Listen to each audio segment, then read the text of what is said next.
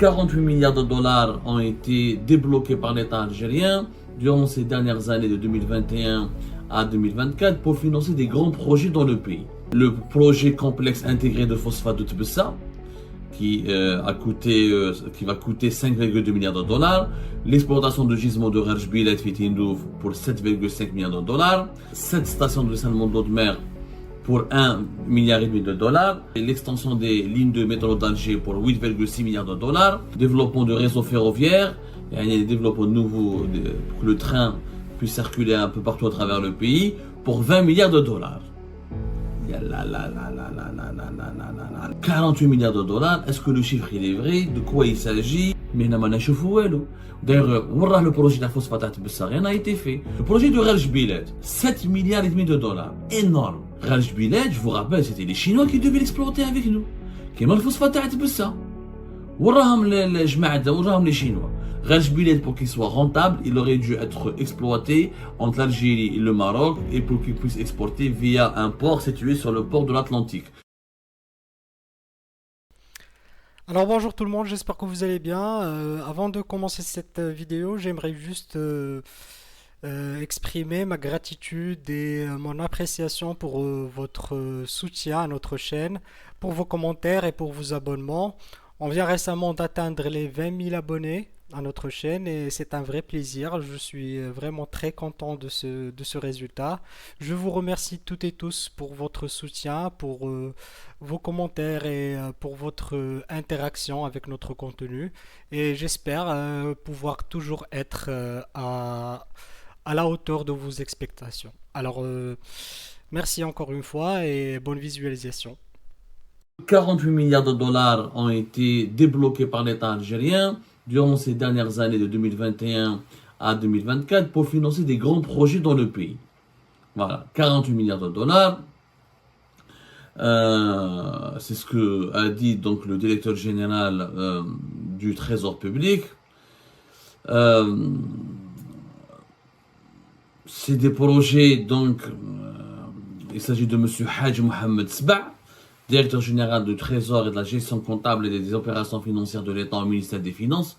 Voilà, c'est pas le directeur du Trésor public, c'est plutôt le directeur général à la fois du Trésor et de la gestion comptable et des opérations financières de l'État au ministère des Finances.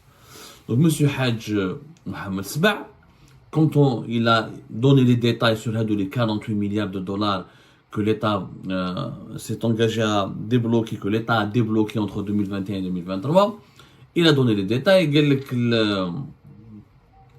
Les projets qui ont été financés par l'État sont les suivants. Le projet complexe intégré de phosphate de Tbessa, qui va coûter 5,2 milliards de dollars. L'exploitation de gisements de Rajbilet Fitindouf pour 7,5 milliards de dollars. Et la réalisation de 7 stations de dessalement d'eau de mer pour 1,5 milliard de dollars. En plus, il a parlé pour l'extension des lignes de métro d'Alger pour 8,6 milliards de dollars et les différents projets développement de réseaux ferroviaires. Il y a des développements nouveaux pour que le train puisse circuler un peu partout à travers le pays pour 20 milliards de dollars. Là, ça méritait quand même qu'on s'attarde sur ces annonces. 48 milliards de dollars, est-ce que le chiffre il est vrai? De quoi il s'agit? Et de quoi on parle? Et quelle est réellement l'utilité et l'apport de tous ces investissements pour le développement du pays? D'abord, donc ce sont des projets qui ont été lancés, mais qui n'ont pas été achevés. Aucun projet, donc, quelque part, nous avons au moins la reconnaissance et l'aveu officiel d'un haut dirigeant du ministère des Finances, d'un haut dirigeant du gouvernement algérien, qui reconnaît qu'il n'y a pas eu de gros projets qui ont été inaugurés, réceptionnés ou la réalisés pendant les 5 premières années de M. Tebboune. L'année de 2019 à 2024, on n'a réalisé aucun grand projet. On s'est contenté de vivre avec les projets qui ont été faits ou qui ont été réalisés à l'époque de Bouteflika. Puisqu'on parle de lancement de projets. C'est ce que dit ce responsable. De lancement de projet. C'est ce que dit le DG du Trésor. C'est pas moi qui le dis, c'est une annonce officielle. Elle a été faite hier, mardi 29 mai, sur les ondes de la radio algérienne Chantalwa. C'est lui qui parle, c'est pas moi qui parle. Les efforts d'investissement de l'État font partie intégrante de l'action du gouvernement et leur finalité est de stimuler la croissance économique et de promouvoir l'emploi, les exportations, d'améliorer le bien-être des citoyens. C'est ce qu'il a dit. Donc ce sont des projets qui ont été lancés. Donc on a lancé pour l'équivalent de 48 milliards de dollars de projets, de méga-projets. On va s'attarder maintenant sur les méga-projets. La majorité de ces méga-projets, au départ, quand ils ont été annoncés durant les années précédentes, entre 2022 et 2023, on ne nous a pas dit que c'était l'État algérien qui allait les dépenser. Il y a un problème. Ce sont des projets qui ont été normalement, d'après ce qui a été expliqué par les annonces lors des cérémonies et des déclarations publiques et des conférences organisées par les différents ministres algériens, par le gouvernement algérien, c'était censé être des projets qui devaient être cofinancés en partie par des investisseurs étrangers. Comme un exemple, le projet à l'exploitation du phosphate à Bessa.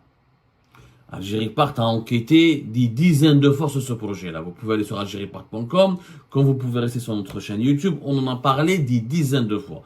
On a expliqué que ce projet, encore une fois, c'est pas le projet du régime Tebboune, c'est le projet du régime de Bouteflika. Le régime Bouteflika, c'est lui qui a ramené le géant chinois CITIC, le plus grand conglomérat de sociétés étatiques et publiques chinoises, qui devait réaliser ce projet depuis 2018. Le 26 novembre 2018, ils avaient signé un contrat entre la Direction générale de Sonatrach à l'époque et le chinois CITIC pour un projet de 51% pour la partie algérienne et 49% pour la partie chinoise, 51% pour la partie algérienne à travers le groupe Asmidal, filiale de Sonatrach. Donc, à l'époque, on parlait de 6 milliards de dollars d'investissement. Et les Chinois s'étaient engagés à mobiliser, à financer 80% de ce projet. À l'époque de Bouteflika. Il y a eu des changements. En 2021, ce projet, le géant chinois a été saboté parce que, soi-disant, à l'époque, le PDG de Sonatrach, et le ministre de l'énergie actuel, Mohamed Arkeb, avec la complicité de plusieurs conseillers au niveau de la présidence, sont partis manipuler Tebboune en lui disant que CITIC et les partenaires chinois qui devaient développer ce projet étaient des amis de la Isaba, notamment des Koninef et de Ouedrado. Donc il fallait se débarrasser de l'héritage de la Isaba, de ramener et de démarcher de nouvelles entreprises chinoises. Donc le projet initial a été saboté, a été compromis, il a été stoppé. Et en 2021, de nouvelles négociations ont été lancées pour choisir de nouveaux partenaires. Je vous rappelle qu'effectivement, il y a eu de nouveaux partenaires qui ont été de nouveaux partenaires, puisque le 22 mars 2022, officiellement le 22 mars 2022, les autorités algériennes, dès une cérémonie, ils ont organisé une cérémonie de signature pour créer une nouvelle entité afin de gérer une entité algéro-chinoise pour lancer le fameux projet de phosphate intégré. L'entité, donc, elle a été créée par le groupe Asmidal et Management Jazair, qui est un groupe aussi public algérien impliqué dans l'exploitation de ce projet, et les deux sociétés chinoises, Wuhan et Tianan. Deux sociétés totalement petites, de très petite taille, et à l'époque, le projet était passé de 6 à 7 milliards de dollars. Il devait donc on a gardé la même, parce que les études du projet n'avaient pas changé, on a laissé le projet tel qu'il a été élaboré et dessiné et étudié par Sonatrach et ses partenaires chinois entre 2017 et 2018. Donc on a repris juste les mêmes études, la même ossature du projet, on a juste éjecté le groupe CITIC qui avait la capacité, parce qu'il avait des banques avec lui, parce que lui il avait énormément de ressources financières, c'est lui qui devait financer ce projet à 80%, on a dégagé CITIC, on a ramené deux sociétés chinoises, petites de taille. Wahda elle est un peu connue, la deuxième elle est même pas connue, et d'ailleurs Wahda a une filiale algérienne de Tianan, la filiale qui va être Tianan, qui devait travailler sur ce projet, n'a même pas de site internet. Ce sont des petites sociétés chinoises, des lobbyistes, ils ont l'entourage de Tebboune, ils les ont imposés, ou d'ailleurs la société algérienne Chinese Fertilizer Company, ACFC. C'est elle qui devait donc commencer à exploiter ce projet-là. Ce qui a été à l'époque, lors de la signature du projet, on a parlé d'un investissement de 7 milliards de dollars. La partie algérienne elle détient 56% de ACFC et la partie chinoise 44%. Mais en 2018, à l'époque de Bouteflika, c'était les Chinois qui devaient financer le projet. C'était un investissement direct étranger qui devait créer beaucoup d'emplois, entre 12 000 à 14 000 emplois directs et indirects, avec de nouvelles infrastructures qui devaient être construites, la wilaya de Tbessa, la wilaya de Soqaras, et au niveau de Annaba, au niveau de port de Annaba, pour exporter le phosphate qui devait être généré ou le produit grâce à ce projet industriel. On le présentait à l'époque comme le plus important projet, l'un des plus importants, ou si ce n'est le plus important projet industriel en Afrique.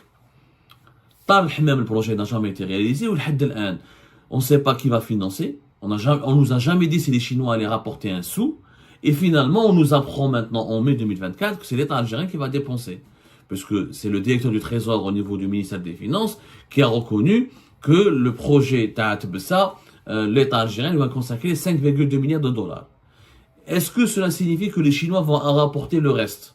5,2, il manque quand même 1,8 milliards de dollars pour atteindre les 7 milliards de dollars prévus pour la réalisation des infrastructures de ce projet. Allahu A'lam. Donc, à l'époque de Bouteflika, c'était les Chinois qui devaient apporter 80% des 6 milliards de dollars pour réaliser ce projet de phosphate de Tbessa. Et aujourd'hui, c'est le régime algérien, le régime Tebboune, c'est lui qui finance plus de 80% de ce projet.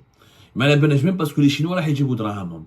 Donc, j'ai dit l'annonce, elle est extrêmement catastrophique. Donc, je comprends pas. Alors, pourquoi prendre des partenaires chinois si les Chinois ne nous ramènent pas de l'argent pour exploiter le phosphate en Algérie? J'aurais pu ne pas prendre des Chinois, alors je vais choisir pour des Américains, des Européens, un autre groupe. Si je dépense avec mon propre argent, donc j'ai pas besoin de quoi, les Chinois vont faire quoi? Ils vont juste me réaliser les infrastructures ou ils. Mais qui va m'aider? On a besoin d'investisseurs étrangers qui vient lui-même investir, il nous aide à développer les infrastructures, au moins il 50% de l'investissement. Quand Bouteflika par les Maqdana, CETIC, il a ramené 80% d'investissement. Donc on aurait dû garder CETIC, c'est lui qui finance, et c'est lui qui exploite, et c'est lui qui nous aide à exporter. Et les études qui ont été faites à l'époque, on pourrait gagner entre 1 et 1,5 milliard de dollars d'exportation de phosphate par an. Donc, l'investissement Hadaya, les Chinois ont bien pensé comment le rentabiliser au bout de 5-6 ans, voire 7-8 ans. Mais d'ailleurs, le projet de la phosphate, rien n'a été fait. Pour le moment, la seule nouvelle que nous avons eue, c'était en avril 2024.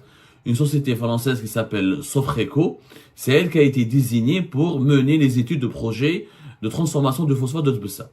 Elle est la société, comment elle s'appelle, Sofreco. Elle a remporté un appel d'offres qui a été lancé en 2022 par une entreprise filiale publique, Al-Nutrav, d'être un marché de 16 millions d'euros pour présenter des études de conception de la construction d'un complexe industriel de transformation des phosphates. Mais depuis, il s'agissait donc d'un complexe chimique qui devait se faire à la Ouinette, à 60 km de la ville de Tbessa, sur 350 hectares. Et il devait permettre donc de valoriser les phosphates extraits des gisements de Bled el-Hadba et Jbel Onk, toujours dans la wilaya de Tbessa. Projet intéressant, sauf que, celui qui a lancé l'appel d'offres, c'est Al-Nutrav. Al-Nutrav a été créé en octobre 2021, fait à 70% par Asmidal et 30% par un autre groupe, le groupe public algérien Manal. Waraham les Chinois. Donc ce sont les Algériens qui vont construire ce complexe important à Tbessa. Mais on parlait d'un partenaire algéro-chinois. Waraham les Chinois, waraham drame les Chinois. Là, à Marrakech. Donc finalement, les annonces et les chiffres confirmés, révélés par le haut responsable, par le directeur du Trésor au niveau du ministère des Finances, confirment que les Chinois ne vont pas investir dans notre pays. Et l'appel d'offres et la sélection qui a été faite autour du bureau d'études français ADA Sofreco confirme encore une fois que c'est le projet du phosphate de Tbessa. Pardonnez-moi. Le projet du phosphate de Tbessa sera un financement purement algérien. Il y a du management purement algérien. Donc on ne voit pas où sont les investissements étrangers. Et je me demande, l'État algérien devrait dépenser 5,2 milliards de dollars sur le phosphate de Tbessa. Pourquoi je ne cherche pas un investisseur étranger qui finance au moins la moitié avec moi, Première remarque. Deuxième remarque. Le projet de Raj Bilet, 7 milliards et demi de dollars. Énorme. Énorme. Kif. Raj Bilet, je vous rappelle, c'était les Chinois qui devaient l'exploiter avec nous. Qui ont le phosphate à Tbessa. وراهم les Chinois. Je vous rappelle, regardez ce qui a été dit, comme des exemples. Les autorités algériennes ont annoncé que, en mars 2021, fin mars 2021, que ce projet de mine de fer de Raj Bilet devait être financé par l'Algérie et la Chine. C'est pas moi qui l'a dit, c'est le ministre des Finances, le ministre des Mines, pardonnez-moi, le ministre de l'Énergie et des Mines, Mohamed Arkab, le 31 mars 2021. Il a annoncé que le projet de mine de fer de Raj Bilet sera cofinancé par l'Algérie et la Chine. D'ailleurs, il y avait une joint venture qui a été, un accord, une joint venture qui a été conclu entre l'entreprise nationale de fer et de l'acier Ferral avec 3 entreprises chinoises, les Homa CWE, MCC et Haidai Solar. Et normalement, 51%, les Algériens devaient garder 51% et 49% pour la partie chinoise. Mais les Chinois devaient cofinancer ce projet-là. Warraham les financements chinois. Makesh. Depuis mars 2021, Makesh. On m'a dit que le 15 septembre 2021, dès une nouvelle annonce autour de Raj Bilet, il y aura prochainement la signature d'une joint venture de consortium entre la partie algérienne et le consortium chinois CMH. Est-ce que c'est la même société qui a été abordée, qui a été évoquée fin mars 2021 la qu'on se dirige, on va signer joint venture. Et depuis, il n'y a plus de nouvelles. Mais le Raj Bilet, des ministres le président de la République Majid Tebboune est parti récemment à Tindouf. Et on parle à Raj Bilet, on voit des camions et des engins qui bougent, mais on n'a vu aucune trace des investissements chinois et des investisseurs chinois. Donc l'Algérie va dépenser plus de 7 milliards de dollars pour exploiter à elle seule, apparemment, ce projet-là. Mais on n'a rien compris. Récemment, ils ont donné des marchés à une société chinoise importante pour construire des infrastructures qui serviront normalement au développement de Raj Bilet. Mais les Chinois, les investissements chinois pour Raj Bilet, ما شفناهمش. ورaj Bilet احنا فهمناها وقلناها 100 خطرة في des éclairages d'Algérie partent et plusieurs experts sont d'accord avec nous. Il n'y a absolument aucune garantie de rentabilité. Il n'y a pas la moindre garantie de rentabilité de Raj Bilet. C'est un projet qui va nous coûter extrêmement cher. Le projet de Raj Bilet, l'exploitation de la mine, la construction des lignes ferroviaires de Tindouf jusqu'à Béchar. Ensuite, le développement des infrastructures de Béchar et Tindouf pour acheminer le fer, le transformer, ça va nous coûter presque 30 milliards de dollars sur plusieurs années. Est-ce qu'on pourra rentabiliser ce projet-là? Jamais de la vie. Il faudra attendre 30 ans d'exportation, voire plus, pour pouvoir récupérer à peine ce que nous avons investi. Raj Bilet, pour qu'il soit rentable, il aurait dû être exploité entre l'Algérie et le Maroc et pour qu'il puisse exporter via un port situé sur le port de l'Atlantique. On va traverser plus de 1000 km pour aller de Tindouf jusqu'à Oran pour pouvoir exporter ce fer. C'est une connerie sur le plan économique. Il n'y a aucune garantie de, comment dirais-je, de rentabilité. D'ailleurs, les 20 milliards de dollars qui ont été évoqués pour financer les chemins de ligne de fer, c'est essentiellement les trains, c'est la ligne qui va servir à acheminer le fer qui sera extrait de Raj Bilet pour l'emmener vers des infrastructures, vers des sites de production d'exploitation à Béchar et à Oran. Notamment, il s'agit de la ligne Béchar-Tindouf sur plus de 557 km et qui va nous coûter extrêmement cher. Et va nous coûter extrêmement cher. On parle de 3 à 4 milliards de dollars rien que pour terminer cette ligne ce chemin de fer entre Béchar et Tindouf. On en a déjà parlé. On en a déjà parlé. Vous pouvez vérifier. On a expliqué que le train Hadaya, c'est une folie. C'est tout simplement une folie. Un projet totalement fou de le train Béchar Tindouf. On a déjà expliqué, on a des détails, fahemna, ça va coûter très cher, qu'on n'a pas la garantie de le rentabiliser, etc. Mais personne n'a voulu nous écouter en quelque sorte. 3,2 milliards d'euros, voilà. C'est 3,2 milliards de dollars pour la construction de Tindouf et Béchar. Énorme. Avec 3,2 millions de dollars, pour un train, tu peux construire tu peux financer des TGV entre les grandes villes du Nord où nous avons énormément de population. Tindouf, elle est peuplée que par 100 000 habitants et quelques. Je te fais un moment. La totalité, la totalité des chemins de fer, voilà, qui seront consacrés pour le projet Raj Bilet, il y jusqu'à 6 milliards de dollars. Zid là, les 7 milliards de dollars de son exploitation, le budget bien, il y en a 20 milliards de dollars. Les coûts, en ce qui concerne l'énergie, en ce qui concerne tout ce qu'on doit dépenser pour ce projet de Raj Bilet, qui encore une fois était censé être exploité et financé aussi en partie par les Chinois. Mais je finis.